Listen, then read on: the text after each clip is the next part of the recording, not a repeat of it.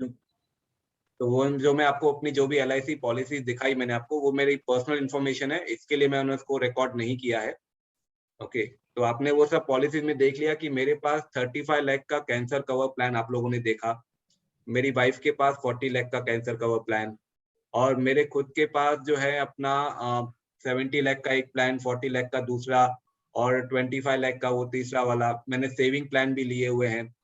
Okay, I am investing my money. तो यहाँ पर मैं आपको स्टोरी बताऊंगा कि कैंसर कवर प्लान ये दो क्यों लिए गए। पहले मैंने 15 लाख का लिया अपना और अपनी वाइफ का।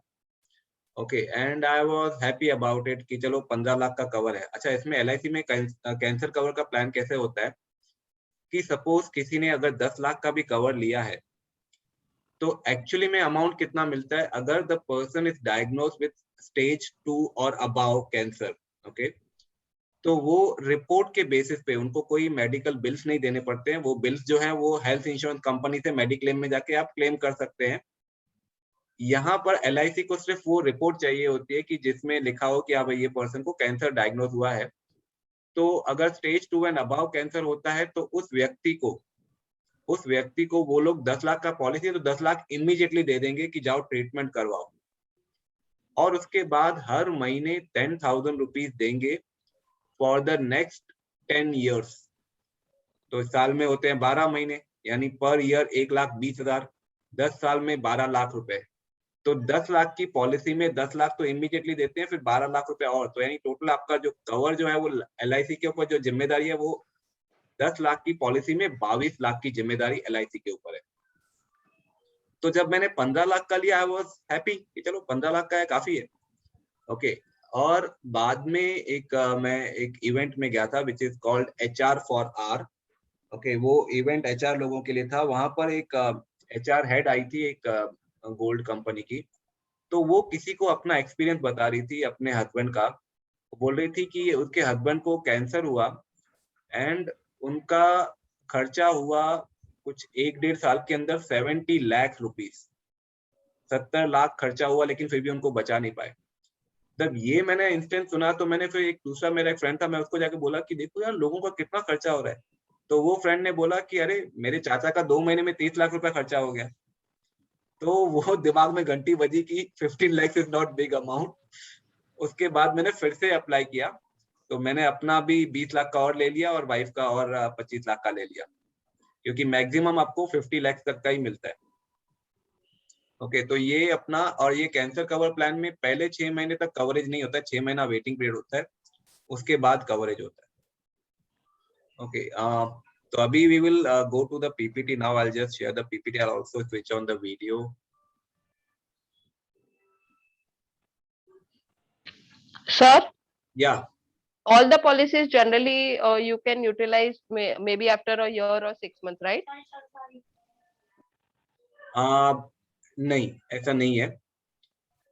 Okay, all the Okay. Policy, because अभी जैसे LIC की पॉलिसी होती है, ओके, जो लाइफ कवर होता है, तो वो डे 1 से ही जिस दिन आपका पॉलिसी नंबर जनरेट हुआ, आपको मैसेज आ गया ना कि ये पॉलिसी नंबर है आपका जनरेट हो चुका है, भले ही आपके हाथ में पॉलिसी डॉक्यूमेंट नहीं आया हो, मैसेज आ गया मतलब सिस्टम में पॉलिसी एक्टिवेट हो गई, तो उस मोमेंट से आपका लाइफ कवर शुरू हो जाता है। Okay. और ये जो कैंसर कवर है इसमें 6 महीने का वेटिंग पीरियड होता है, और जो हेल्थ इंश्योरेंस होती है उनमें अलग अलग वेटिंग पीरियड होता है। Okay. Okay. अभी इनफैक्ट WHO का जो रिसेंट एनालिसिस आया था उसमें ये बोला गया था कि इंडिया में every 10th person would be suffering from cancer. Oh. या Okay. तो ये अपना उनका रिसेंटली अपना ये एनालिसिस आया था कि भाई ऐसा रिसर्च हुआ था उनका, क्योंकि जिस लेवल पे कैंसर बढ़ रहा है, बिकॉज एक कैंसर एक डेडली डिजीज है, ओके, लेकिन जो क्यूरेबल है, डेडली भी है बट क्यूरेबल भी है, ओके, लेकिन खर्चा बहुत हो जाता है। तो जब ये कैंसर कवर प्लान आया था तब मैंने नहीं लिया था प्लान, क्योंकि मैंने बोला मैं बहुत पॉजिटिव इंसान हूँ, ओके, और मैंने ये देखा है कि जो स्टोरीज आती हैं कि जिन्होंने अपनी डेडली बीमारी को क्योर कर दिया, तो अगर आप वो बीमारी देखेंगे तो नॉर्मली वो कैंसर होती है। तो यानी वो समझ में आ गया कि with the power of your mind you can actually treat cancer, you can cure cancer. Okay, in fact जो लुई हे का बुक है you can heal your life, तो उनको भी कैंसर ही हुआ था। जो वो कैंसर को अपना जीत पाई थी। या हनी वाचानी जी ने जो लेक्चर लिया था, मैंने अटेंड किया था वो वाला। हाँ, तो वहां पर भी वो उसका ही है। तो बेसिकली कैंसर एक ऐसी बीमारी है, मतलब जो अपना मोटिवेशन, किसी का आवाज आ रहा है। ओके, तो इसमें मतलब क्योरेबल हो जाती है, यानी जो लोग माइंड पावर से क्योर कर सकते हैं। तो इसीलिए मैंने बोला मुझे कैंसर कवर प्लान नहीं लेना है। ओके, और क्योंकि मेरे अपना LIC में वो लोग बोल रहे थे कि आप कैंसर कवर प्लान क्यों नहीं बेच रहे हो। मैं बोला मैं खुद नहीं खरीद रहा हूँ तो वो प्लान में क्यों बेचूं। ओके, लेकिन एक दिन मुझे रियलाइजेशन हुआ, ओके, कि आज आप पॉजिटिव सोच रहे हो, क्या गारंटी है कि आप हमेशा उतने ही पॉजिटिव रहोगे। ओके, तो there is no such guarantee कि आप हमेशा उतने पॉजिटिव रहोगे। तो इसके लिए ये जो है प्रोविजन कर देना बहुत जरूरी है। और ये अपना सोचने के बाद मैंने अपने लिए ले लिया, और फिर यही एक्सपीरियंस मैंने शेयर किया था एक फाइनेंशियल सुपर सक्सेस वेबिनार, अपना ये सेमिनार में। तो वो सेमिनार में एक लेडी आई थी, उसने बोला सर आपने जो कहा बिल्कुल सही है।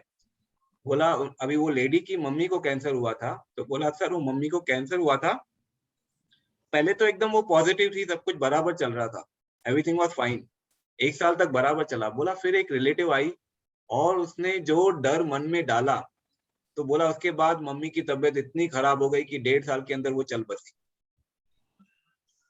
तो बोला आपने जो बोला ना कि कभी भी कोई आके आपको ऐसे कुछ बोल देगा और आप उस समय उस सिचुएशन में हो, तो आप you might get carried away by those things. तो फिर तो ट्रीटमेंट के लिए पैसे लगेंगे, फिर तो माइंड पावर यूज नहीं होगा, आपको पैसे लगेंगे, तो पैसे होना चाहिए वो। Okay, so that made me buy the LIC cancer cover plan. और उसके बाद मैं लेडीज को तो बोलता ही हूँ कि आप लोग तो एटलीस्ट भले अगर बड़ा अमाउंट नहीं है, छोटे अमाउंट का ले लो, 10 लाख का ले लो भले, ओके, बट एटलीस्ट आपके पास होना चाहिए, इट इज रिक्वायर्ड।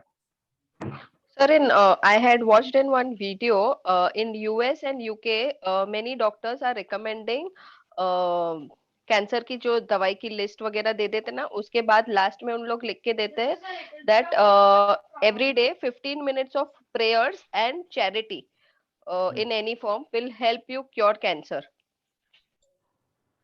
तो ये फैक्ट है कि कैंसर को अवॉइड करने के लिए, तो दैट इज द रीजन ये जो हम लोग का जो पूरा magic within you group है, okay, it is all about ensuring that you are in the best of your health। Okay, तो यहाँ पर जो भी अपना आएंगे, यहाँ के जो भी लर्निंग्स हैं, तो उनको कभी कैंसर आने की पॉसिबिलिटी नहीं है, as long as they are in this positive environment. Okay, but कोई गारंटी नहीं है कब, बिकॉज मैं देखता हूँ कई बार कई लोग इतने जुड़े हुए होते हैं, सालों 1.5-2 साल तक जुड़े हुए होते हैं, अचानक फिर वो छूट जाते हैं, अचानक उनको फिर बिजी हो जाते हैं, पहले बिजी हो जाते हैं, बाद में वो कुछ ना कुछ उनको रीजन मिलता रहता है, they move out. So that is perfectly fine, तो वो भी होता है।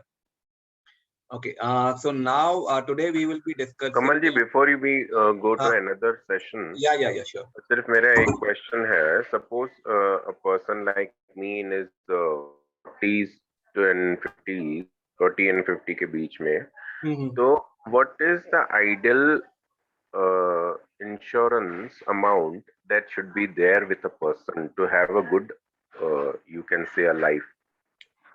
Okay, तो इसके लिए वो हम लोग है ना, आज के सेशन में वो कवर होगा वो point.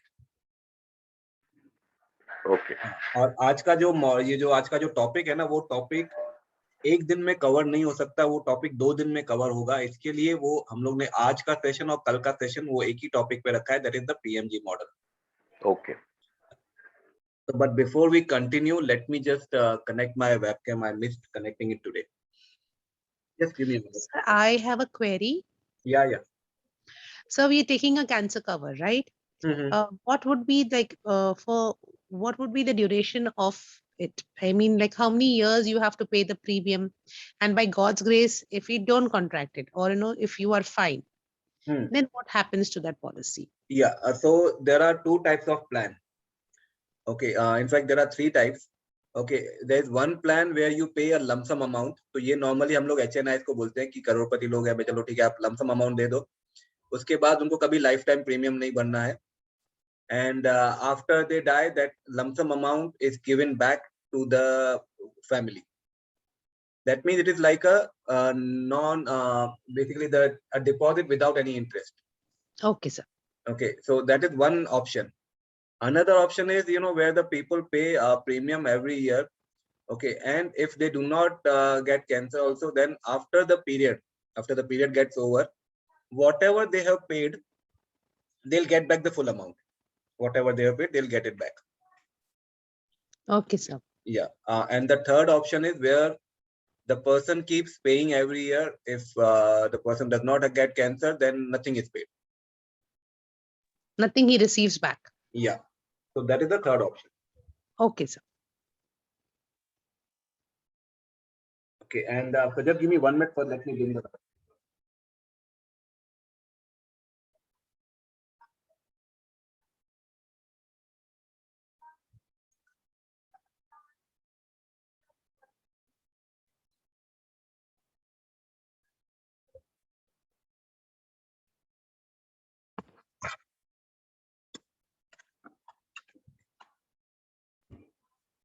Okay, I hope I'm visible now. Yes, sir. Yeah.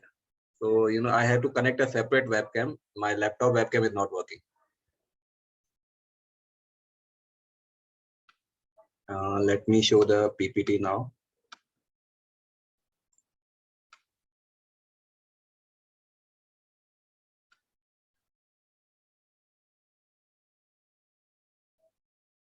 How many of you have seen the movie Ishq?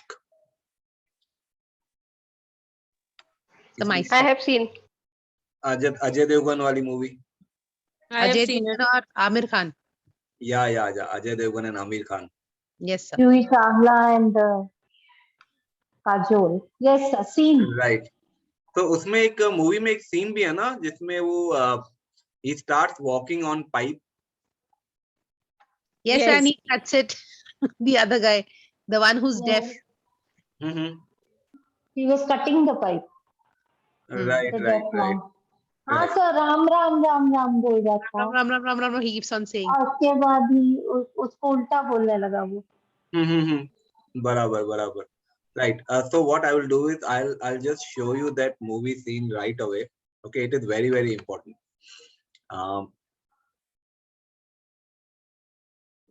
I'm just playing that video clipping for you. Video clips.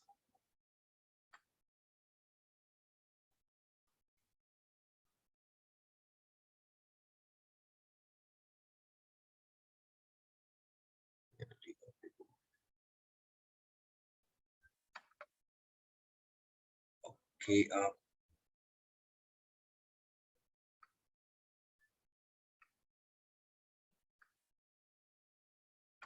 उजड़ी हुई रियासत के लुटे हुए सुल्तान, ये मेरा घर है, कोई रोमियो की मजार नहीं तो बैठकर मातम मना रहा है. लौटा. और दूसरी गई तो तीसरी आती है, तीसरी गई चौथी आती है, चौथी गई पांचवी आती है, छठी.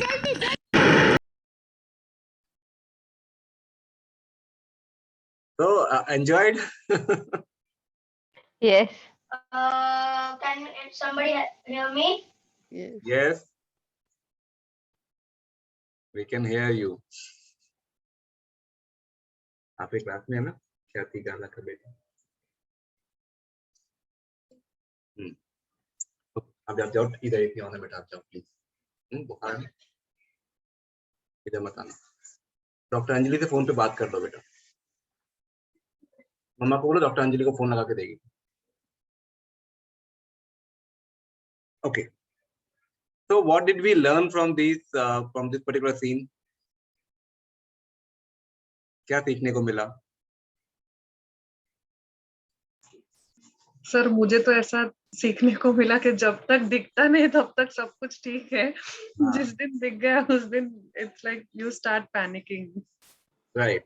Okay. In fact, you know, मैं ये जब सीन चला, मैं ये जितने भी कॉर्पोरेट में मैं ट्रेनिंग किया वहां पे मैं ये सीन चलाता हूँ और वो सीन चलाने के बाद एटलीस्ट एक ना एक बंदा होता है जो बोलता है कि सर हमने ये सीखा कि लाइफ में 3 चीज के पीछे कभी नहीं भागने का. बस, ट्रेन और छोकरी. ओके, ठीक है. और क्या सीखा? Anyone can share what you learned from this particular scene?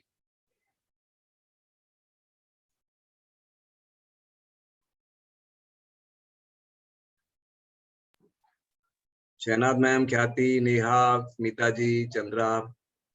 Sir अगर आप प्लान्ड और प्रिपेयर्ड नहीं हो तो you can fall into such kind of problems and you are caught unaware. Okay. And any other learning? Another thing I see here is कि अगर किसी और को हेल्प करना तो you need to make sure कि आप खुद पहले safe हो and you have that ability to help somebody else. Right, right. तो ऐसे नहीं कि बस आँख बंद करके कूद पड़े. बराबर. तो पहले अपना देख लेना चाहिए. बराबर है. Okay, yes. Smita ji.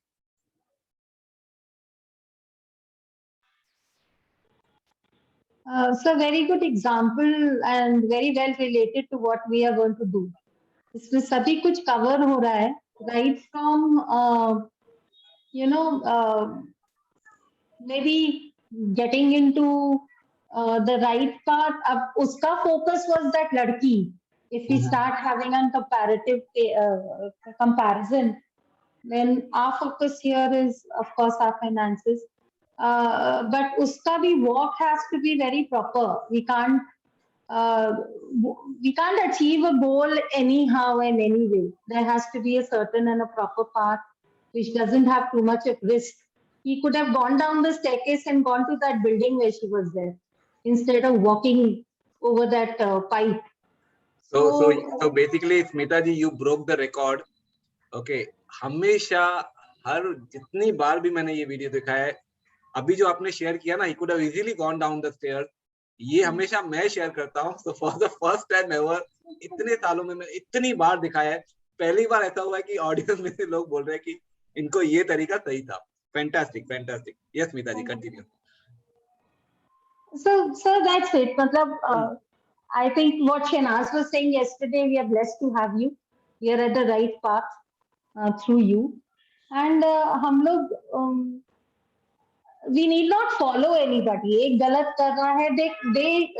Amir Khan should have used another method to pull him out of that situation rather than getting into that same condition. Right. So I think this was my observation. Great. Okay. So now I'll ask you another question.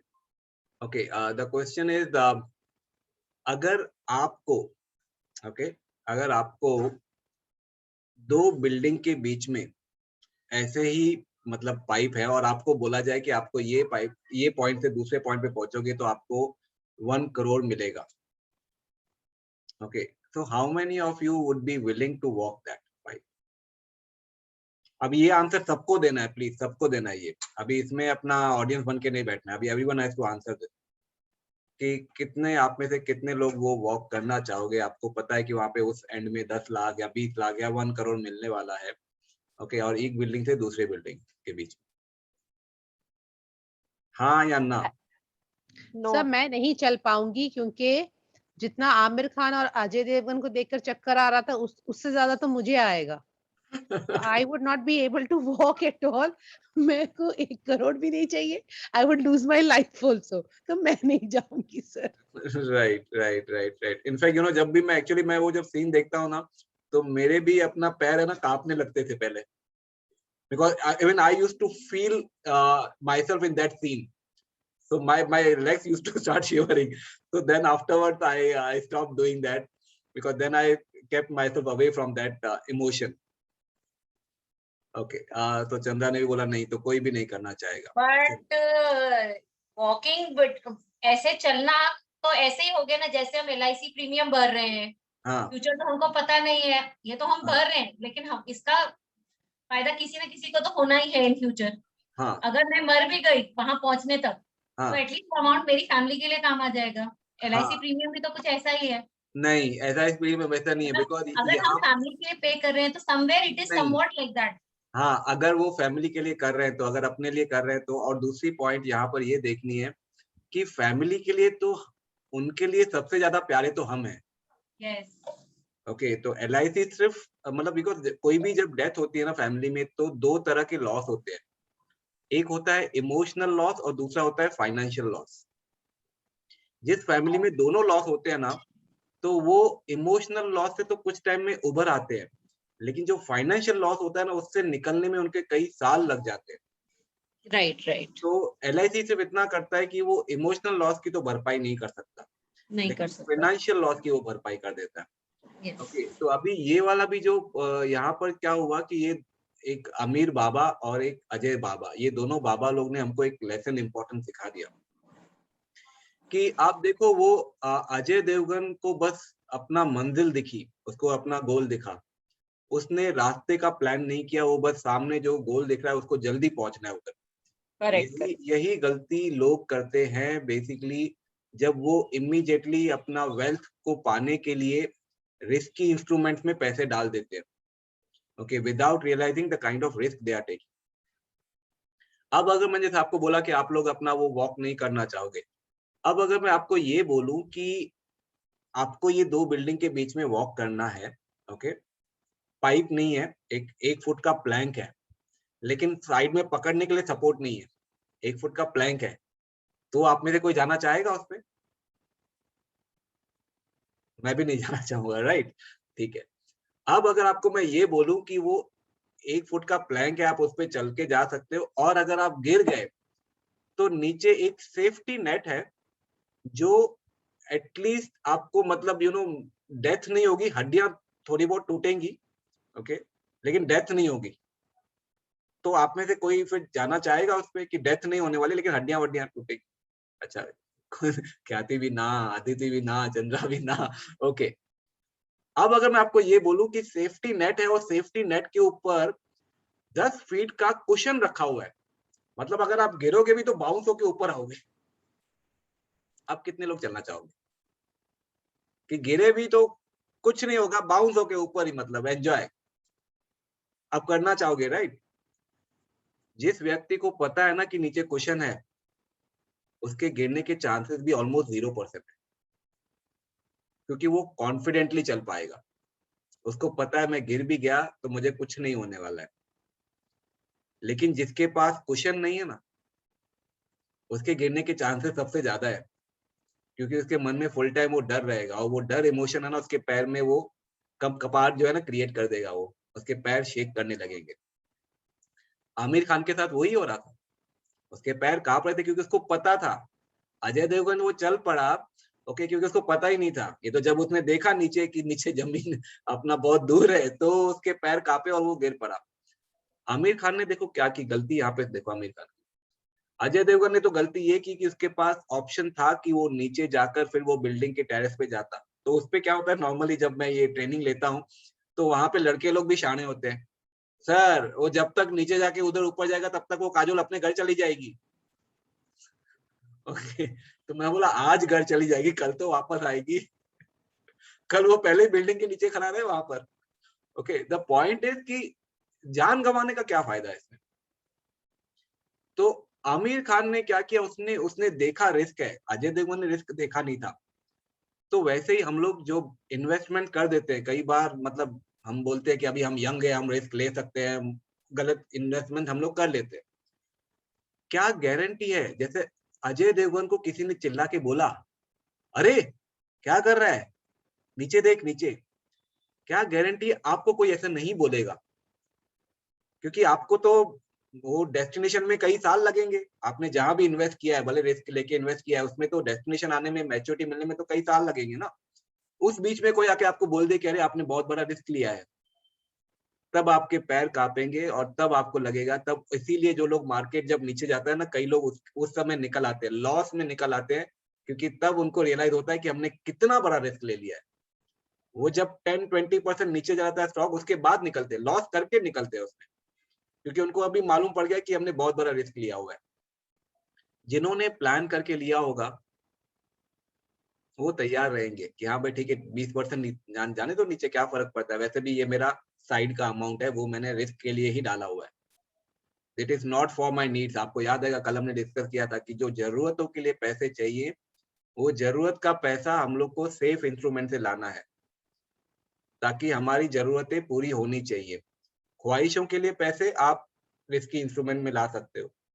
तो जब अगर आपने risk ली भी हुई, अगर कुछ problem भी आया, किसी ने आपको दिखा भी दिया कि रिस्क है, आप बोलोगे मुझे पता है, इसीलिए मेरी जरूरतों के लिए मैंने ये इन्वेस्टमेंट नहीं रखा है, ये मेरी ख्वाहिशों के लिए। ज्यादा से ज्यादा क्या होगा, मैं अपनी ख्वाहिश को डिले कर दूंगा या कैंसिल कर दूंगा या कम कर दूंगा, मेरे हाथ में फ्लेक्सिबल है। ख्वाहिशें जो होती है वो निगोशिएबल होती है, जरूरतें निगोशिएबल नहीं। आमिर खान ने बोला ठीक है मैं एक काम करता हूं, मैं आंखें बंद कर लेता हूं, जो होगा देखा जाएगा। अदिति आंखें बंद कर ली, जो होगा देखा जाएगा, इसका मतलब आमिर खान गिरा नहीं क्या? क्योंकि भले ही आप आंखें बंद करके चलो, फिर कोई ना कोई आपको आवाज देके बोलेगा अरे क्या कर रहे हो, ओके, और फिर गिर पड़ोगे। तो जैसे स्मिता जी ने कहा कि उसको दूसरा तरीका सोचना चाहिए था, वो आमिर खान इमोशन में आ गया कि बस दोस्त की जान बचानी है। और यही होता है कई लोगों के साथ में, यही होता है कि उनका एक, जैसे अपना किसी को जब पूछा जाता है कि समझो आपको, आप जा रहे हो अपने बच्चे के साथ में और वहां से कोई तीर चला रहा है, अब वो तीर आके आपको बच्चे को लगने वाला है, आप बच्चे को हटा नहीं सकते क्योंकि बच्चा वो जो पाथ पे चल रहा है आप उसको साइड में नहीं कर सकते हो, तो आप क्या करोगे? नॉर्मली क्या आंसर आता है पता है आपको? क्या लगता है क्या आंसर आता होगा? कि सामने से तीर आ रहा है, आप बच्चे को हटा नहीं सकते हो, वो तीर आ रहा है लगातार अचानक, तो आप क्या करोगे? हम खुद सामने आ जाएंगे, खुद सामने आ जाएंगे, अपने पर तीर ले लेंगे, लेकिन बच्चे पे आंच नहीं आने देंगे, राइट? ओके, तो इसी तरह से अभी उस समय का जो डिसीजन था, वरना ऐसे कोई भी मरने का डिसीजन नहीं लेता, लेकिन एक इमोशन जो होता है ना, वो इमोशन आपसे वैसे डिसीजन लेने को बोल देता है आपको, and you are forced to take the decision. Okay, क्योंकि आपके लिए हमेशा इमोशन, फियर का इमोशन, ग्रीड, ये जो दुनिया का पूरा मार्केट, शेयर मार्केट चल रहा है ना, वो सिर्फ दो इमोशंस पे चल रहा है, फियर एंड ग्रीड। जिसको डर लग रहा है कि अभी लॉस होगा वो बेच के निकल जाएगा, और जिसको लालच है कि नहीं और बढ़ेगा वो रुका रहेगा और खरीदेगा। ओके, तो ये फियर और ग्रीड पे ही पूरी दुनिया चल रही है। तो जो लोग बोलते हैं ना इन्वेस्टमेंट में इमोशन को साइड में रख के इन्वेस्टमेंट करने का, बोलने का हाँ बाबा जी जय हो। इतनी दुनिया में बड़े बड़े साधु महाराज अपने इमोशंस को साइड में नहीं रख पाए, और आप हमको बोल रहे हो कि इमोशन को साइड में रख। एक तरफ इंसान को बोला जा रहा है इमोशंस को साइड में रख के इन्वेस्ट करो, और दूसरी तरफ मशीनों को इमोशंस दिए जा रहे हैं। मशीनों में इमोशनल इंटेलिजेंस डाला जा रहा है, क्यों? क्योंकि उनको पता है कि वही लॉन्ग टर्म है, वही सस्टेनेबल है, वही चलने वाला है। इमोशंस का एक बहुत बड़ा रोल होता है, इमोशंस हमको बचाए रखते हैं। आज अगर इमोशंस निकाल दिए जाए इंसान से, इंसान मशीन है, पत्थर है और कुछ नहीं है, उसका कुछ वैल्यू नहीं है। हम लोग इंसान है because we have emotion. So you cannot give that rubbish thing to people कि आप इमोशन को साइड में करके इन्वेस्टमेंट करो। आप इंसान को पत्थर दिलवाने को बोल रहे हो, वो नहीं होगा। Okay, so rather I feel sir, if emotions is there तो वो ड्राइव से सब कुछ हो सकता है ना, everything is possible if you put in your full emotions. Absolutely, बड़े बड़े बिजनेस आज अपने बिजनेस को और बड़ा क्यों पा रहे हैं? क्योंकि वो इमोशंस के साथ जाते हैं उसमें। तो emotion can actually help you protect yourself, emotion can help you grow.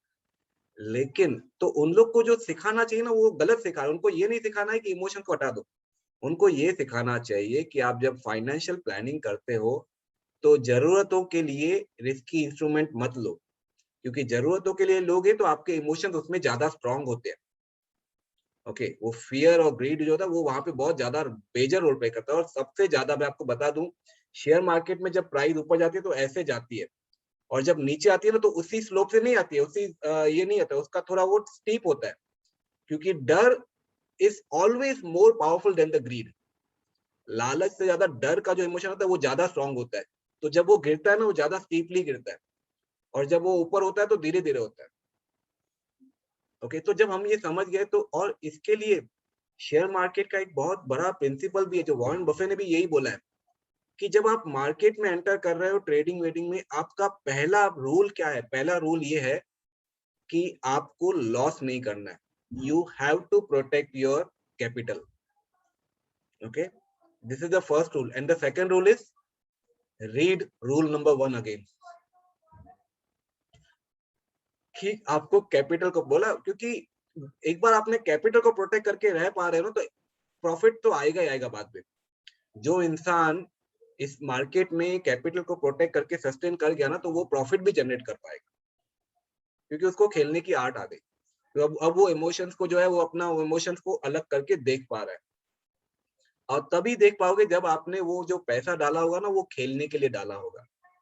आपने अपनी पूरी लाइफ, पूरे फैमिली का जो फ्यूचर है वो आपने उसके ऊपर डिपेंडेंट नहीं रखा होगा ना, तो ही आप उसको गेम की तरह खेल पाओगे और तभी आप कमा पाओगे। जैसे आपको मैंने बोला कि अगर आपको पता है कि नीचे क्वेश्चन है, ओके, सेफ्टी नेट भी है, क्वेश्चन भी है, तो आपने बोला बिंदास हम चल लेंगे। उसी तरह मार्केट में भी रिस्क वही ले पाएगा जिसने पहले अपने क्वेश्चन और सेफ्टी नेट का प्रोविजन किया होगा। ओके, अब ये सेफ्टी नेट क्या है, क्वेश्चन क्या है, अब यहाँ पर आपको मैं आज का सेशन का मैं आपको स्लाइड दिखा देता हूँ कि वो क्या है।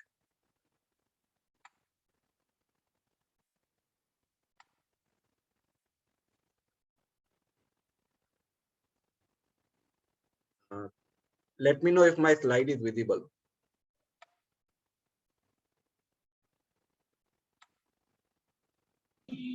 सर और ये भी तो होता है ना that once you know that you are covered for that particular disease, और अगर God forbid वो हो गया हमें, तो emotionally you become strong है, पापा पैसे का तो प्रॉब्लम नहीं है, financially there is somebody who's always there, तो उसको लड़ने की ताकत आ जाती है, you know that डिसीज को आपको फाइट करने की ताकत आ जाती है, because financially you know that you are not depending on somebody, so that way also ये क्वेश्चन वाली बात मुझे बहुत टच कर रही है। Right, you are completely right कि जहां पर आपको पता है ना क्वेश्चन है, तो वहां पर एक तो बीमारी आती नहीं है, और आ भी गई तो लोगों को वो डर नहीं होता है, क्योंकि उनको पता है कि भाई जितना जरूरत है खर्चा कर लेंगे, फटाफट ठीक होके बाहर निकलेंगे। वरना वो पैसे का बंदोबस्त करने में इतना टाइम, और कैंसर एक ऐसी बीमारी है कि जिसको अगर राइट टाइम पे उसका ध्यान रखा जाए, क्योर किया जाए, ओके, तो वो क्योरेबल होती है। लेकिन जब पैसे की प्रॉब्लम होती है लोगों को, तो वो जाते भी नहीं है। मैं आपको एक रियल एग्जांपल बताऊं, 2 हफ्ता पहले का, मैं एक वॉक पे जहाँ जाता हूँ वहां पे एक व्यक्ति मिले। उन्होंने बोला कि उनको अपना, वो बोल रहे थे कि मैं यहाँ पे वॉक करता हूँ, तो बोला मेरे को एक टाइम पे अपना पैरालिसिस हो गया था। ओके, तो बाद में मतलब मेरा चलना भी, बोलता है मैं सिर्फ 2 कदम चलता था, गिर पड़ता था। बोला उस समय मेरी वाइफ मुझे लेके आती थी और मुझे वॉक करवाती थी। बोला उसने मुझे मेरी इतनी सेवा की, मतलब यू नो, ताकि मैं अपने पैरों पे चल सकूं। लेकिन उसी पीरियड में शी वॉज ऑल्सो सफरिंग, उसको भी एक बीमारी आ चुकी थी, लेकिन उसने किसी को बताया नहीं। ओके, और जब तक ये मालूम पड़ा इनको, तब तक काफी लेट हो चुकी थी, तो कैंसर का नेक्स्ट लेवल आ चुका था। ओके, और वो उसको बचा नहीं पाए। So that man was having that guilt inside कि मुझे, क्योंकि उसने वाइफ को बोला कि तुमने क्यों नहीं बताया, बोला अभी तुमको ये सब हुआ था, तो डॉक्टर ने बोला तुमको सदमा नहीं लगना चाहिए, तो इसके लिए मैंने वो तुमको बात नहीं बताई। ओके, तो फाइनेंशियल जो है ना प्रोविजन, वो जरूरी है। और मेरा जो LIC में डेवलपमेंट ऑफिस है, वो भी मेरे पीछे पड़ा हुआ था कि सब लोग को कैंसर प्लान लेना ही चाहिए, क्योंकि उसकी मतलब ये जब कैंसर कवर प्लान आया, उसके 1 साल के बाद उसकी वाइफ को भी कैंसर डिटेक्ट हुआ। एंड वो वाइफ इतनी प्यार वाली थी ना, वो हम लोग भी उनसे मिलते थे ना, वो हम लोग को, हर एक को, जितने भी होते थे, हम सब लोग को बहुत प्यार से अपना ये ट्रीट करते थे। But unfortunately she is no more. I think 2-3 साल चली वो कैंसर में, and she passed away just last year only. Last year में ही अपना, आई थिंक 10-12 महीने हुए, तो एक टाइम वो पास हो गई, और 1 महीने बाद फिर वो डीओ के फादर पास हो गए। तो ये सब अपना ये जो क्वेश्चन जो होता है ना, क्वेश्चन का एक बहुत रोल प्ले होता है कि जब एटलीस्ट जब वो ट्रीटमेंट चल रहा था ना उसकी वाइफ का, he was not worried about the finance part of it, क्योंकि पैसे का बंदोबस्त किया हुआ था। So that finance part, at least, it ensures that, your chances of survival are much, much more.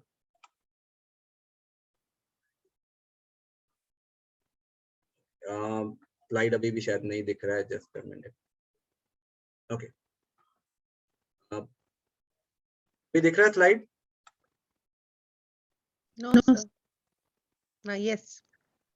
Okay, तो लाइफ में ना 2 चीजें होती है, एक होता है वेल्थ क्रिएशन और दूसरा होता है wealth protection, and both are equally important.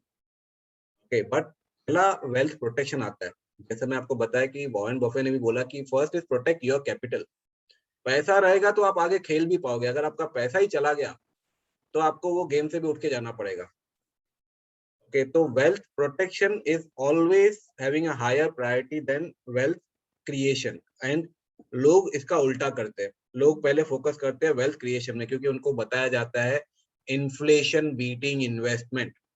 Okay, तो सीधा फोकस करवा दिया था वेल्थ क्रिएशन में, and then they forget about the wealth protection. अभी बुर्ज खलीफा जो है, बुर्ज खलीफा जो है उसमें आप देखोगे उसकी जो टॉप जो है टिप जो है that is almost 2700 feet. Okay, 2700 feet का वो स्ट्रक्चर जो है, आपको क्या लगता है वो इतने बड़े बुर्ज खलीफा को वो कैसे टिक पाता है? ओके, उसके पीछे क्या है? What do you think, what is the reason behind it? उसमें स्ट्रॉन्ग फाउंडेशन। फाउंडेशन क्या लगता है कितना डीप फाउंडेशन रहेगा उसका? सर बहुत ज्यादा। अंदाजा कितना फीट? सर उतना ही टेक्निकली नीचे नहीं भी पता, होगा बट क्या रियली फाउंडेशन? 160 फीट, 160 फीट वो नीचे रहता है। 160 फीट का फाउंडेशन। आप अपने घर को देखोगे, आपके घर की हाइट कितनी रहेगी? मुश्किल से 9 फीट। ओके, अब आप ऐसे घर जो है ना, एक के ऊपर दूसरा, दूसरे के ऊपर तीसरा, तो 10 भी लगा दिया, 10 फ्लोर भी बना दिया तो भी कितना होगा? 90 फुट, 100 फुट, राइट? तो ये आपको देखेगा कि 16-17 माले की बिल्डिंग, उतना नीचे डेप्थ उतना, तब जाके वो बुर्ज खलीफा टिकता है। ओके, लेकिन लोग बुर्ज खलीफा को देखते हैं, फोटो निकालते हैं, कहीं पर भी आपको फाउंडेशन नहीं दिखेगी, कोई भी फाउंडेशन की बात ही नहीं करता है उसकी, लेकिन उसके बिना वो स्ट्रक्चर होना पॉसिबल नहीं है। अभी हम लोग इसके लिए सीखेंगे, ये है पीएमजी मॉडल। ओके, जो पीएमजी मॉडल आपको बताएगा कि यहाँ पर है ना फाउंडेशन क्या है। जैसे मैं आपको बताया सेफ्टी नेट, तो ये जो सेफ्टी नेट है, आपको ये जो नीचे का जो स्ट्रक्चर दिख रहा है ना, P is for protect, P is for protect. तो ये प्रोटेक्ट में आपको ये 5 चीजें दिख रही है। ओके, तो ये 5 चीजें जो है वो आपकी सेफ्टी नेट है। और M is for maintain, M is for maintain, and G is for growth, G is for growth. तो आप ये देखोगे, अगर आपने देखो, आपने वो इजिप्ट के पिरामिड भी देखे हुए हैं। ओके, अगर आप, ये भी इजिप्ट के पिरामिड जैसा ही स्ट्रक्चर दिख रहा है, राइट? अगर यही स्ट्रक्चर को उल्टा कर दिया जाए, क्या लगता है वो टिक पाएगा? Sir P is for protect, बचाओ, M is for maintain, protect, and G growth. Okay, तो ये तीनों ही जरूरी है, और तीनों का भी देखो सीक्वेंस है ना, प्रॉपर फॉलो करना है। पहले हम लोग को फोकस करना है protect, which is the safety net. अब प्रोटेक्ट में ना 5 चीजें आ गई। पहला है ईएफ, अपने पास नोटपैड और पेन हो तो लिख लो, EF is for emergency fund. EF मतलब इमरजेंसी फंड। इमरजेंसी फंड कितना होना चाहिए? अगर आप सैलरीड हो तो 6 महीने का घर का खर्चा और 12 महीने का ईएमआई, 6 मंथ का घर का खर्चा और 12 महीने का ईएमआई, इतना अमाउंट आपके पास आपको धीरे धीरे करके आपके इमरजेंसी फंड में जमा करना है। और इमरजेंसी फंड का हम लोगों ने डिस्कस किया था कि 3 डायमेंशन में कौन से 2 डायमेंशन इंपॉर्टेंट है? Liquidity and safety. वहां पे रिटर्न्स की कोई इंपॉर्टेंस नहीं है, वहां पे लिक्विडिटी यानी जब चाहे निकाल सके, क्योंकि इमरजेंसी फंड है, इमरजेंसी में काम भी तो आना चाहिए, निकाल पाना चाहिए। और लिक्विडिटी और सेफ्टी, इमरजेंसी फंड है, उसको तो आप रिस्की इंस्ट्रूमेंट में डाल सकते हो। तो लिक्विडिटी एंड सेफ्टी फोकस होना चाहिए इमरजेंसी फंड। तो इसके लिए इमरजेंसी फंड कहाँ पे पार्क किया जाएगा? अच्छा, ये तो 6 महीने का घर का खर्चा और 12 महीने का ईएमआई, ये तो सैलरीड एम्प्लॉइज के लिए, जॉब वालों के लिए। बिजनेस वालों के लिए 12 महीने का घर का खर्चा, 12 महीने का ईएमआई। तो ये मैं कॉन्सेप्ट अभी से नहीं, मैं कई सालों से सिखा रहा हूँ। ये पीएमजी मॉडल भी जो है ना, मैं इसको क्यों बोलता हूँ it is the most popular and most powerful, क्योंकि मैं पहले ऐसा नहीं बोलता था। ओके, जब भी सेशन करता था, सेशन में ना वो फीडबैक फॉर्म लेते हैं, तो वो फीडबैक फॉर्म में सबसे ऊपर यही पॉइंट आती थी कि सर वो पीएमजी मॉडल था, दैट वाज लाइक आंखें खोल दी उसने, वो मॉडल सबसे बेस्ट था। तो I realise it is very very popular and very very powerful, क्योंकि लोगों को उससे ही हेल्प मिल रही है। तो जिन्होंने भी ये मॉडल फॉलो किया, तो उनके पास 6 महीने का इमरजेंसी फंड यानी 6 महीने का घर का खर्चा, 12 महीने का ईएमआई। जब लॉकडाउन आया ना, तो उन लोग को प्रॉब्लम बिल्कुल नहीं हुई, क्योंकि उतना अमाउंट उनके पास इमरजेंसी फंड में पड़ा हुआ था। जिन्होंने इन्वेस्टमेंट्स किए हैं लेकिन इन फाइनेंशियल प्लानिंग नहीं किया, तो उनके पास इमरजेंसी फंड में प्रॉब्लम आया उनको, क्योंकि उनके जो पैसे हैं वो कहाँ पर होने, तो उनको कई बार क्या करना पड़ा, वो अपना म्यूचुअल फंड में था तो चलो अगर नीचे लॉस में, बिकॉज उस समय क्या हुआ था अप्रैल मई में वो नीचे गया था म्यूचुअल फंड, तो वो लोगों ने लॉस में भी विड्रॉ किया क्योंकि उनको घर की इमरजेंसी के लिए पैसे नहीं थे। तो इमरजेंसी फंड कभी भी रिस्की इंस्ट्रूमेंट में नहीं रखना होता है, सेफ इंस्ट्रूमेंट में, और जहाँ पे जब चाहो निकाल सको। ओके, तो ये लिख लो, इमरजेंसी फंड यानी 6 महीने का घर का खर्चा, 12 महीने का ईएमआई, या फिर 12 महीने का घर का खर्चा, 12 महीने का ईएमआई। इतना अमाउंट आपको करके रखना है। 1 महीने का आप कैश में रख सकते हो, लिख लो चाहिए तो 1 महीने का कैश में रख सकते हो, 2 महीने का सेविंग अकाउंट में या लिक्विड फंड में रख सकते हो 2 महीने का, और बाकी का जो अमाउंट है वो आप एफडी में रखो या लिक्विड फंड में रखो, वो आपकी मर्जी है। ओके, तो 1 महीने का कैश में रखो और 1-2 महीने का सेविंग में रखो, और बाकी अमाउंट आप एफडी में या लिक्विड फंड में रख दो आप। ओके, तो ये इस तरह आप इमरजेंसी फंड का प्लानिंग होता है। अब कई लोग जब मेरे पास आते हैं ना कि सर मुझे आप ऐसा इन्वेस्टमेंट बताओ जहां पर जब चाहूँ विड्रॉ कर सकूं, तो मैं उनको ये पूछता हूँ कि आप ऐसे क्यों बोल रहे हो कि जब चाहूँ विड्रॉ कर सकूं, तो बोलते हैं सर वो समझो इमरजेंसी आ गया तो मैं उनको बोलता हूँ इमरजेंसी के लिए तो इमरजेंसी फंड होता है, और कौन सी इमरजेंसी आ सकती है। बोले सर वो अगर हेल्थ वेल्थ का आया, तो मैं बोलता हूँ हेल्थ अगर प्रॉब्लम आया तो हेल्थ के लिए तो हेल्थ इंश्योरेंस होता है। ओके, अगर किसी की डेथ हो गई तो उसके लिए लाइफ इंश्योरेंस होता है, उसके लिए आपको इमरजेंसी फंड की जरूरत थोड़ी है। ओके, तो आपको हर एक मनी इन्वेस्टमेंट को ये सोच के नहीं रखना है कि अरे मैं इसको जब चाहूँ निकाल सकूं, नहीं, क्योंकि आप जहाँ पे लॉक नहीं रखोगे तो वहां पे आप निकाल भी लोगे, क्योंकि जो चीज निकाल सकते हो ना वो निकाल लेते हो। ओके, ये एक ऑब्जर्व किया गया है पैटर्न लोगों में कि which is easily possible to remove, you will remove that. Okay, थोड़ा डिफिकल्ट कर देना चाहिए कि निकाल नहीं सके ना तो अपने आप फिर आपको दूसरे दरवाजे भी दिखाई देंगे, नहीं तो सीधा पहला दरवाजा वही। ओके, तो इमरजेंसी फंड आपने समझ लिया। दूसरा है LI। LI का मतलब होता है लाइफ इंश्योरेंस। लाइफ इंश्योरेंस कितना होना चाहिए, अभी मैं आपको ये से बताऊं लाइफ इंश्योरेंस कितना होना चाहिए। Life insurance should be 200 into जो भी आप घर पे कंट्रीब्यूट कर रहे हो। ओके, क्योंकि जब आप पैसे घर पे देते हो तो वो घर पे जो पैसे देते हो उससे क्या क्या होता है, उससे घर का खर्चा होता है, उससे आपकी जो भी इन्वेस्टमेंट होती है बच्चे के एजुकेशन के लिए वो सब इन्वेस्टमेंट होती हैं, आपकी EMI पे होती है, तो यानी जितना भी अमाउंट आप घर पे देते हो उससे ये सब हो जाता है। अगर आपके जाने के बाद फैमिली को उतना ही पैसा मिलता रहे तो उनको फाइनेंशियल लॉस नहीं होगा, उनको फाइनेंशियल लॉस नहीं होगा, इमोशनल लॉस होगा लेकिन फाइनेंशियल लॉस नहीं। जितना आपके रहते हुए मिल रहा था उतना ही उनको मिलता रहेगा। इसके लिए 200 इंटू, अच्छा आप लोग में से किसको पता है कि 200 का हम लोग क्यों यूज करते हैं? Anyone knows about it कि हम लोग क्यों यूज करते हैं 200? To divide that amount in the number of years later on. Okay, fine. तो मैं आपको एक काम करता हूँ, मैं आपको ये बता देता हूँ कि हम लोग क्यों यूज करते हैं 200। ओके, ये पता होना चाहिए, लॉजिक पता होना चाहिए कि क्यों हम लोग कर रहे हैं।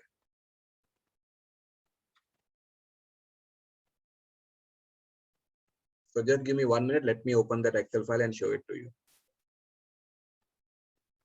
एक टाइम था जब लोग अपना मतलब फॉर्मूला यूज करते थे कि into 100। ओके, और वो 100 क्यों यूज कर रहे हैं उनको पता ही नहीं था, लेकिन अभी मैं आप लोग को बताऊंगा कि हम लोग अपना 200 क्यों यूज करेंगे, और आपको ये भी बताऊंगा कि लोग 100 क्यों यूज करते थे, व्हाट वाज द लॉजिक, और वो 100 वाला क्यों एप्लीकेबल नहीं है। तो अब आपको एक्सेल फाइल दिखेगी तो मुझे बताना, आपको एक्सेल फाइल दिखेगी तो। दिख रही है एक्सेल फाइल? यस। ओके, मैं इसको थोड़ा सा जूम कर देता हूँ। अभी देखो, समझो किसी का जो घर पे दे रहा है 50,000 रुपीज। ओके, घर पे कितना दे रहा है? 50,000 समझो घर पे दे रहा है। अब अगर इस व्यक्ति को कुछ हो गया तो फैमिली को कितना मिलना चाहिए? 50,000 मिलना चाहिए, राइट? तो अभी हम लोग काम करते हैं, हमने आपको फॉर्मूला दिया 200 का, तो ये मंथली घर पे 50,000 दे रहा है, तो इसको 200 से मल्टीप्लाई करो, ये कितना अमाउंट हो गया? 1 करोड़। तो इसको लाइफ इंश्योरेंस की जरूरत है 1 करोड़ की। अब ये 1 करोड़ क्यों? समझो इस पर्सन को कुछ हो गया तो फैमिली को मिलेगा कितना? 1 करोड़। अब फैमिली क्या करेगी? 1 करोड़ डाल देगी कोई ना कोई ऐसे इन्वेस्टमेंट में जहां से उनको हर मंथ पैसा मिलता रहे। तो that is normally a pension plan. वो पेंशन प्लान में 1 करोड़ डाल देगी। सपोज पेंशन प्लान में जो इंटरेस्ट रेट है, ओके, वो इंटरेस्ट रेट है 6%। आज की तारीख में क्या मिल रहा है? 6% मिल रहा है। ओके, ये 6% अगर उनको इंटरेस्ट मिलेगा, देखो मैं मल्टीप्लाई कर रहा हूँ 6% पे, ओके, तो 6 लाख मिलेगा। और यही मैं इसको अमाउंट को डिवाइड करूं, ये तो 1 साल का है ना, इसको मैं 12 से डिवाइड करूंगा, तो देखो घर वालों को 50,000 हर साल मिलता, हर महीने मिलता रहेगा। तो that is the logic behind the formula. अब ये 50,000 है, 1 करोड़ का लाइफ कवर चाहिए, 6% मिलेगा, 50,000 घर पे आता रहेगा। अगर यही मंथली इनकम जो घर पे दे रहा है 75,000 दे रहा है, उसको जरूरत है 1.5 करोड़ की, और उसके घर में अभी भी 75,000 आता रहेगा। यही आदमी जो है मंथली अपना घर पे दे रहा है 1 लाख रुपया, उसको जरूरत है 2 करोड़ की, उसका इंटरेस्ट आएगा 12 लाख और हर महीने 1 लाख रुपया आता रहेगा, क्योंकि ये 6% है। जैसे ही ये रेट 4% हो जाएगा, ओके, तो अब यहाँ पे आपको अमाउंट कम दिखने लगेगा। तो अब मुझे ये फॉर्मूला को चेंज करके इसको इंटू 300 कर देना पड़ेगा। अब देखो, अब वापस वही हो गया। 1 लाख रुपए घर पे दे रहा था, डेथ हो गई, 3 करोड़ मिला, फैमिली ने रखा, वो पेंशन प्लान मिल रहा है 4%, 1 लाख पर मंथ आ रहा है। 50,000 घर पे दे रहा था, 1.5 करोड़ का लाइफ कवर ले लिया, हो गया, फैमिली को 1.5 करोड़ मिला, 4% पे डाला, 50,000 पर मंथ आ रहा है। समझ में आया कॉन्सेप्ट कि why do we have that? तो पहले 100 क्यों था? क्योंकि पहले इंटरेस्ट रेट 12% था, तब वो 100 का फॉर्मूला था। अब मैंने आपको अभी का भी फॉर्मूला बता दिया, फ्यूचर का भी बता दिया कि जब ये 4% हो जाएगा तब आपको 300 से मल्टीप्लाई करना है। और लाइफ कवर कभी भी स्टैटिक नहीं होता है। आप मेरे लाइफ कवर देख लो, आपको मैंने दूसरा जो प्लान दिखाया वो मैंने 2020 में भी लिया था। ओके, क्यों? क्योंकि मैं हर टाइम अपने लाइफ कवर को हर 2-3 साल में रिव्यू करता हूँ और बढ़ाते जाता हूँ। इन्फ्लेशन बढ़ रही है ना, तो लाइफ कवर भी बढ़ना चाहिए। ओके, क्योंकि आज की तारीख में 50,000 दे रहा हूँ, 1 साल बाद में समझो अपना ये मेरा इनकम बढ़ गई, मैं 60,000 दे रहा हूँ, तो अब मुझे लाइफ कवर को 20 लाख रुपए और बढ़ाना पड़ेगा। तो अभी आप मेरा लाइफ कवर देखोगे तो लगभग अपना 2 करोड़ के ऊपर है। और एक्सीडेंटल डेथ कवर जो है वो अलग, वो मेरा कम से कम 1.5 करोड़ के ऊपर है, कि अगर एक्सीडेंटल डेथ हो गया तो 2 करोड़ प्लस 1.5 करोड़ 3.5 करोड़ मिलेगा। करोड़पति हूँ भाई। ओके, तो मतलब मेरी फैमिली भी करोड़पति है। अच्छा, अगर कुछ नहीं हुआ तो भी मैंने सेविंग प्लान जो डाला हुआ है LIC का, आपको जो दिखाया मैंने, उसमें मेरे को 1 करोड़ रुपया मिलने वाला है, तो गारंटेड करोड़पति हूँ मैं। ओके, तो इसमें कभी भी लाइफ इंश्योरेंस के प्लान ऐसे लेना चाहिए जिसमें मतलब अगर नहीं भी हुआ तो भी पैसा मिलना चाहिए, अगर हो भी गया तो भी पैसा मिलना चाहिए। Both the situation you should get money. कुछ नहीं हुआ तो आपको रिटायरमेंट के लिए पैसा मिलेगा, कुछ हो गया तो फैमिली को अपना आगे के सस्टेनेंस के लिए पैसा मिलेगा, बट पैसा तो मिलना चाहिए। Okay, so that is the definition. अभी इसमें लोगों के नॉर्मली सवाल आते हैं कि सर लाइफ इंश्योरेंस ये टर्म प्लान होना चाहिए कि सेविंग प्लान होना चाहिए, प्राइवेट कंपनी का होना चाहिए कि LIC का होना चाहिए, प्रीमियम ज्यादा है, प्रीमियम कितना है, तो वो सब क्वेश्चन आते हैं। तो वो सब क्वेश्चन हम लोग कल एड्रेस करेंगे। तो ये कल हम लोग मेंटेन पार्ट को भी देखेंगे, तो उसमें हम लोग समझ पाएंगे। ओके, तो अभी के लिए मैं आपको सिर्फ ये एक्टिविटी देना चाहता हूँ, इसके लिए मैं आपको अभी बेसिक बता रहा हूँ, क्योंकि आपको बताया था ये टॉपिक अपना 2 सेशन में होता है। ऊपर का पोर्शन इतना डिफिकल्ट नहीं है, वो इजी हो जाएगा, लेकिन जो सबसे ज्यादा टाइम लेता है ना, वो नीचे का पोर्शन लेता है, foundation portion, because that has to be the strongest, सबसे पहले उसको बनाना, सबसे स्ट्रॉन्ग उसको बनाना है। तो लाइफ इंश्योरेंस आपने समझ लिया। फिर तीसरा आता है हेल्थ इंश्योरेंस और क्रिटिकल इलनेस। ओके, कैंसर भी one of the critical illness है, तो उसका कवर भी होना चाहिए। हेल्थ इंश्योरेंस में आपको ऑलरेडी अलग से सेशन ले चुका हूं, मैं फिर आपको बता देता हूँ। कम से कम 10 लाख रुपए का आपका खुद का, मतलब फैमिली के लिए भले फ्लोटर ले लो, होना चाहिए हेल्थ इंश्योरेंस। ओके, उतना तो आप पकड़ के चलो। हेल्थ इंश्योरेंस पॉलिसीज में कभी भी अगर आपको एक कंपनी से दूसरी कंपनी शिफ्ट करना हो तो आपको पॉलिसी बंद नहीं करनी है, आपको पॉलिसी पोर्ट करनी होती है।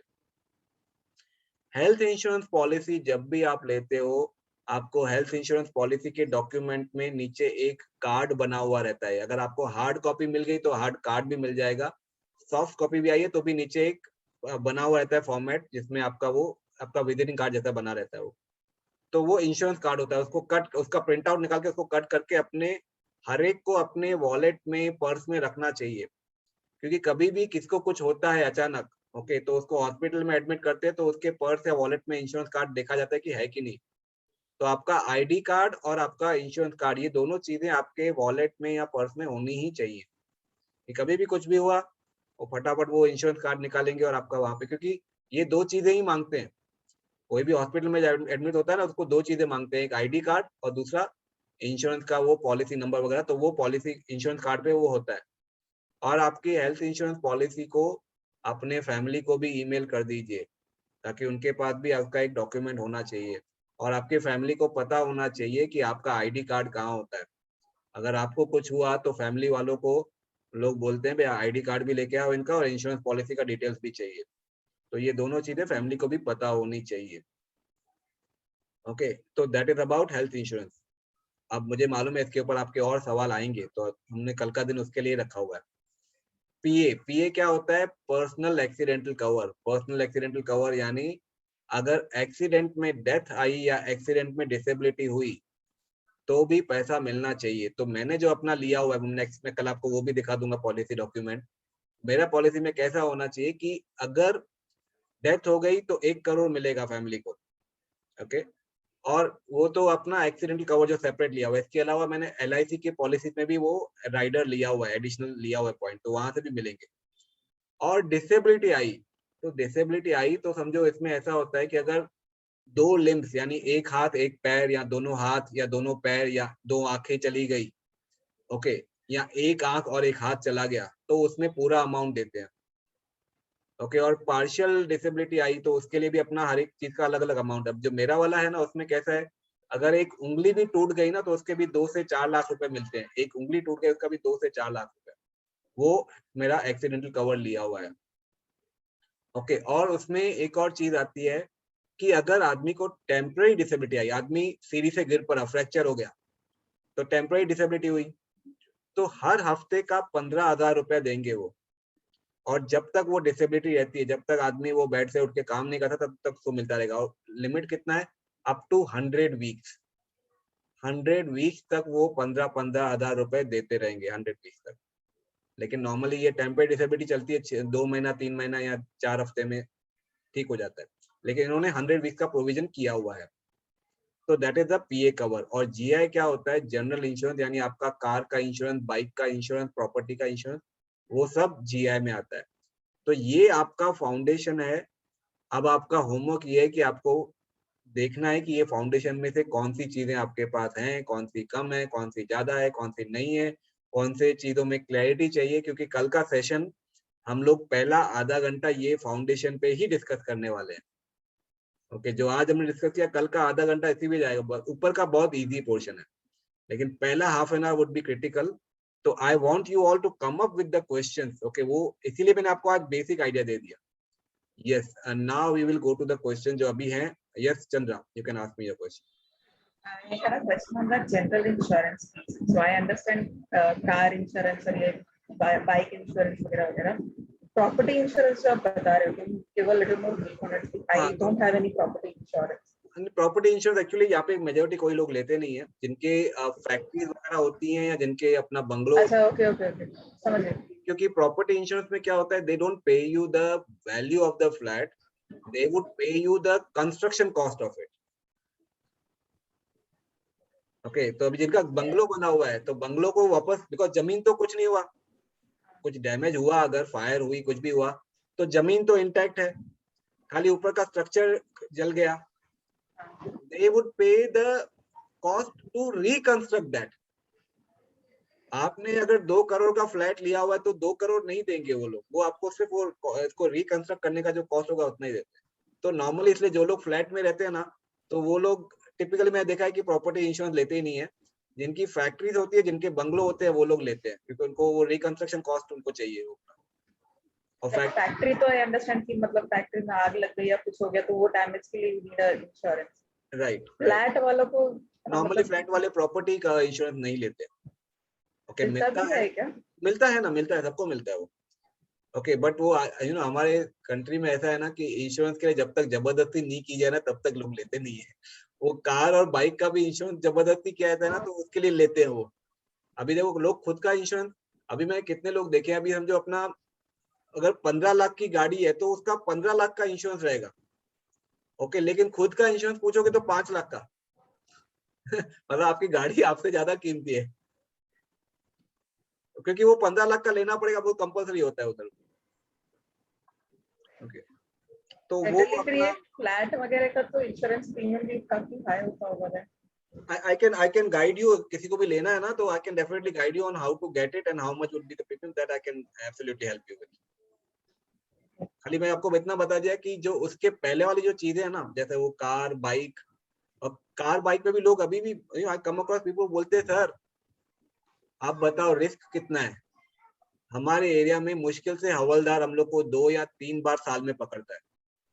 300 रुपए का रिस्क है सर, 300 रुपए का रिस्क लेकर हम लोग अपना वो 3000 रुपए बचा रहे तो अच्छा है कि नहीं। तो मैं उनको बोला आपको पता ही नहीं रिस्क कितना है, ये 100 रुपए हवलदार को दे रहे हो, उतना रिस्क नहीं है। अगर आपकी गाड़ी से किसी का भी एक्सीडेंट हो गया ना, भले ही सामने वाले की गलती हो, अगर आपकी गाड़ी से सामने वाले की डेथ हो जाती है, अगर आपने इंश्योरेंस नहीं लिया हुआ है ना, तो वो पूरा का पूरा क्लेम अमाउंट जो लाखों में होता है ना, वो आपको भरना पड़ेगा। हमारे यहाँ पे एक केस ऐसा हुआ है कि एक लड़की का मतलब उसकी गाड़ी से किसी का एक्सीडेंट हो गया, वो लड़की के फादर को अपना घर बेचना पड़ा, वो मैटर को सलटाने के लिए घर बेचना पड़ा। तो मैं बोला आप वो 100-200 को नहीं देखो, that is not the risk. Okay, the risk is much bigger, तो that's the reason you should have at least third party insurance. लेना है तो उतना ले लो, सस्ता मिलेगा, लेकिन ले लो इंश्योरेंस। उसको मतलब ये मत करो, डिले मत करो उसको कभी भी। और इसके अलावा पीए कवर, जस्ट चेक योरसेल्फ कि पीए कवर सफिशिएंट है क्या, कैंसर कवर है, हेल्थ इंश्योरेंस सफिशिएंट है, लाइफ कवर सफिशिएंट है, पहले वो भी आप देख लो पूरा। तो उसका एक पूरा बनाओगे ना तो you will get clear idea कि where is the gap and how we can fulfil that gap. तो कल आपके बहुत सारे सवालों के जवाब, आज आपको और बहुत सारे सवाल आएंगे जो आपने मैसेज में भेजे हैं सवाल, उसके अलावा और सवाल आएंगे। एंड जो कल वाला सेशन होगा ना, वो पूरा वो सवालों पे बेस्ड है। कल प्लीज आप लोग तैयार रहिए कि अगर 9 का 9:30 10 बज भी गया तो tomorrow just be prepared, because कल हम लोग है ना ये सब our entire focus would be on these question answers. तो आज ये आपको मैंने इसलिए दिया क्योंकि आपको और सवाल आ सके मन में। Yes, any questions for now? Aditi. Sir मुझे पूछना है कि से for example a beginner is starting to plan his finances, his और हर, तो आइडियली उसको इमरजेंसी फंड पहले क्रिएट करना चाहिए, फिर इंश्योरेंस लेना चाहिए, कैसे, मतलब how does it work? Does it simultaneously work? और वो कल आएगा, वो सीक्वेंसिंग वो कल आएगी। ओके, आज हम लोग ने समझा कि वो इसमें फाउंडेशन जो है या प्रोटेक्ट जो, उसमें कंपोनेंट कौन से हैं। ओके, अब कंपोनेंट की सीक्वेंसिंग की अभी वो फाइनेंशियल प्लान बनाने के इसमें आएगा, तो वो कल हम लोग उस पे डिस्कस करेंगे। ओके सर, ठीक है। और दूसरी बात, when I had it is a long time ago when I had checked with one of the agent, LIC agent, about the policy thing. उन्होंने मुझे तभी बताया था कि 20 times your income, your annual income is what your life cover should be. So it comes around to the same thing, no sir, or how is it? It comes around. Okay, okay, ठीक है sir, thank you. Welcome. Okay. So yesterday के homework के ऊपर I had a few questions whatever we have done. Questions which I shared on WhatsApp. I just like to ask those here as well. So जहाँ पे हम few questions were around जो हम need versus want का जो bifurcation करना था उस पे। So like certain things which I wasn't very sure कि वो need में होना चाहिए या want में होना चाहिए. So example जैसे insurance हो गया, is that a need or a want? मैं एक काम करता हूँ, मैं ना वो अपने यहाँ पे ओपन भी कर लेता हूँ विंडो. ओके, सो पहला तो अपना जो आया था कि डोनेशन नीड है कि वांट है. Okay, donation is a want. Donation is not a need, it's a want. Okay, because donations ultimately we are giving to others. लेकिन जो हमारी पहले अपने पे जो हमारी जो जिम्मेदारियां हैं, तो वो हमेशा प्रायोरिटी लेती है. तो वो हमारी नीड्स है, हमारा खाना पीना वो सब हमारी नीड्स है. And donation is something which we desire to do. Okay, it's a good thing. Okay, but currently when it comes to when you have to prioritize, because हम लोग ये जो bifurcation करते हैं need or want में, it's not that we kill the wants. It just helps us in prioritizing कि अगर हमारे पास नीड्स के लिए पैसे नहीं बच रहे हैं तो कहाँ से मिलेंगे, तो वो वांट में से मिल जाएंगे. So that's where I would consider donation into the want category for now. Okay, next is the second home. Second home investment है कि personal asset है. Second home is an investment, it is not a personal asset. So it is a want because it is not a personal asset, it's a want कि आपको लग रहा है कि invest करने के लिए आपको वो लेना चाहिए. But once you do your financial planning, if in that financial plan, that second home is a requirement, so then it is perfectly fine. लेकिन आपके financial plan में उसका जरूरत नहीं है, it is locking your money, it is putting your money on risk, then you have to shift it. तो वो एक asset हो गया second home, वो personal asset नहीं होगा, वो एक आपका investment asset हुआ. Okay, insurance is a need or a want. Insurance premium, it is a need, it is not a want, because it is to protect your family. If it is a term cover, it is protecting your family. If it is a traditional cover, it is protecting your income. So it is ensuring your income, कि you should continue getting income even after you retire. So that's a need, it's not a want. Investment जो है वो investment आपने जो किए हुए उसको आप नीड और वांट की कैटेगरी में जितना हो सके आप नहीं करोगे तो बेटर है. इन्वेस्टमेंट को इन्वेस्टमेंट में रहने दो, because investment is for fulfilling a goal. The goal is could be a need or a want. Investment is just a medium to fulfill a goal, and the goal could be a need or a want, but investment just a mode, a way. Life cover is a need, so insurance is a medium. Okay, so that is the reason it's also a need. Okay, और क्या सवाल था? Interest rate FD में drop हो रहे हैं. How can they plan their current retirement income to give higher returns? Okay, अगर higher return future में भी चाहिए, सिक्योर्ड वे में चाहिए, तो उसके लिए हम लोग कल डिस्कस करेंगे about the pension plan which is specifically for locking the interest rate. तो हम लोग वो डिस्कस करेंगे. और अपना what is PMS and AIF? Okay, that is alternative investment funds and portfolio management services, that we will take it separately, maybe some other day, not tomorrow, because वो अलग ही चीज है. Okay, is it AIF is alternative? Yeah, alternative. तो basically क्या होता है कि mutual अभी HNI होते हैं ना, उनको कुछ ना कुछ नया चाहिए. तो इसके लिए ये what the companies do also, they also do this, bring up all these things. तो पहले PMS पे बहुत क्रेज हो गया, अभी AIF पे भी काफी क्रेज है. AIF में टिपिकली ये होता है कि it starts with a very very big amount. And the risk is also very big. The return is also very big. It can give you 25% return also. Okay, it can give you 100% loss also. तो वो risk भी बड़ा है, return भी बड़ा होता है. वो शुरू होता है 1 करोड़ से, यानी पर पर्सन 1 करोड़ रुपए आपको, मतलब वो आप इन्वेस्ट तो 1 करोड़ से शुरू होता है AIF में. बट अभी जो है, अभी AIF के भी इतनी कैटेगरीज आ चुकी है. ओके, उसमें आप छोटे अमाउंट से भी कर सकते हो, but they are investing into alternate things rather than only equity. Is it like investing into things like paintings or something like that? It could be going into that also. तो अभी वो जो कल का जो सेशन आएगा ना, growth part, उसमें हम लोग ये AIF को भी कवर करेंगे. We will cover in detail about the AIF. Or is it worth investing in US stocks? That we will come to once we are going into the wealth growth. जब wealth growth की बात आएगी तब हम लोग उसमें ये देख सकते हैं. But then I'm telling you that once you have the proper financial plan now, you will be able to reach up to a level of that maintain part, and then you will feel that your funds are exhausted. You will not have so much left to even put into US thing and all.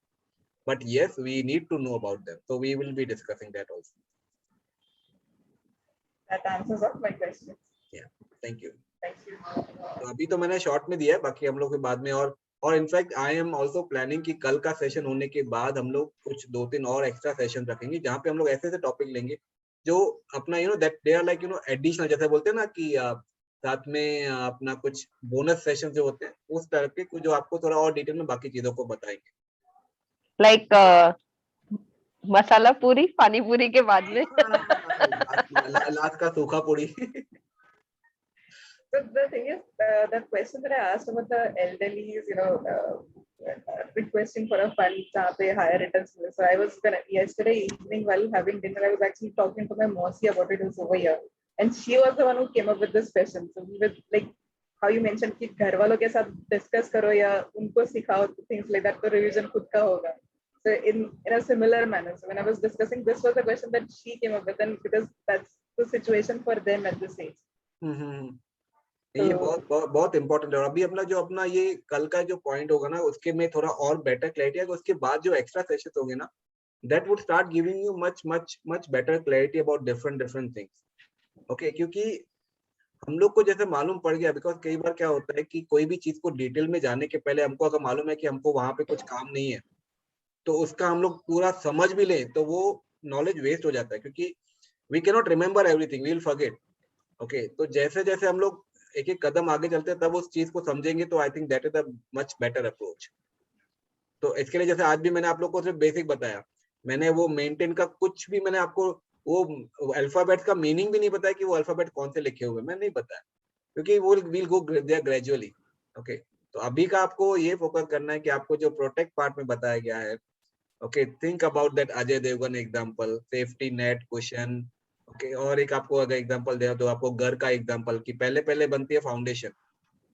वो foundation सबसे strong होती है, सबसे पहले होती है, उसके बाद दीवारें बनती है, छत बनती है, उसके बाद इंटीरियर्स आते हैं, सोफा वगैरह बाद में आते हैं. लेकिन लोग जो भी तारीफ करते हैं वो इंटीरियर्स की तारीफ करते हैं. कोई आपकी दीवार की तारीफ नहीं करेगा, कोई फाउंडेशन की तारीफ नहीं करेगा, लेकिन वो चीजें पहले होती है.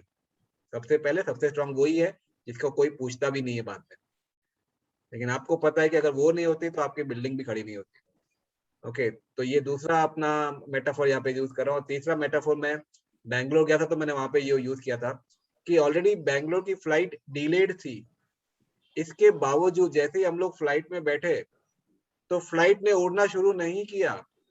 वो पहले थोड़ा इधर जा रही है, थोड़ा उधर जा रही है, थोड़ा लेफ्ट, थोड़ा राइट, और मुझे लग रहा है कि भाई लेट हो चुकी है फ्लाइट, उड़ क्यों नहीं रही है. लेकिन वो ये सब कर रही थी, खेल ड्रामा कर रही थी पूरा, इधर जाने का उधर जाने का. उसके बाद एक जगह रुकी, अब मुझे लगा अब तो उड़ेगी, लेकिन नहीं. उसके बाद उसने दौड़ना शुरू किया और तेज तेज तेज दौड़ते गई, फाइनली उड़ी वो. तो पहला जो ड्रामा था ना, वो ड्रामा था कि फ्लाइट को रनवे में सही एंगल में लेके आना.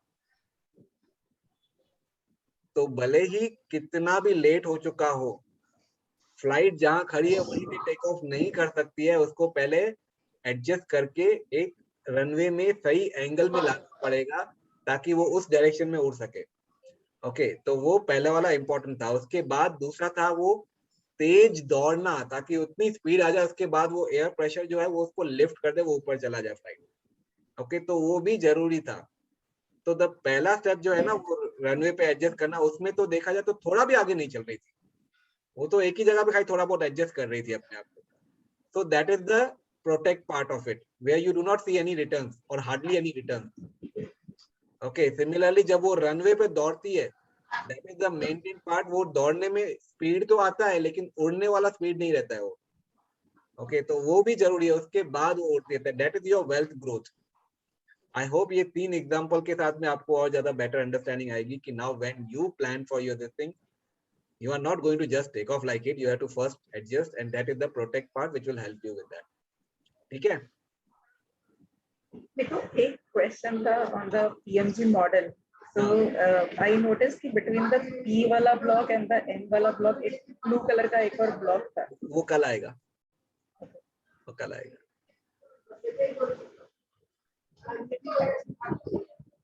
ठीक है. अदिति क्या सोच रही है, हंस रही है इतना? मुझे मालूम है क्यों हंस रही है अदिति। ठीक है, ओके फाइन। Anything else?